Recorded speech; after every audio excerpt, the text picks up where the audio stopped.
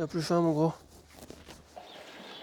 Teddy, c'est un bœuf, il sera forcément sacrifié à un moment, donc voilà. Mais je me console en me disant quand même qu'on leur offre une belle vie. Simon a toujours eu deux passions, l'élevage et la mécanique. 4 ans de Formule 1 tout autour du monde. Il mettait au point des moteurs, hybrides notamment, sur les circuits. À la quarantaine, père de 2 filles, Simon a choisi de revenir là où il a grandi, de s'installer, de reprendre la ferme familiale.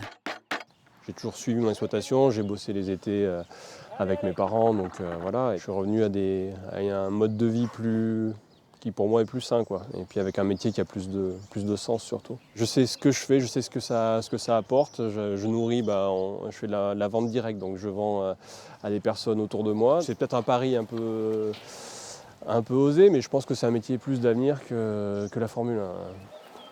Pour ses parents, c'est une joie de voir leur ferme bio, le travail de toute une vie, se poursuivre dans de bonnes mains.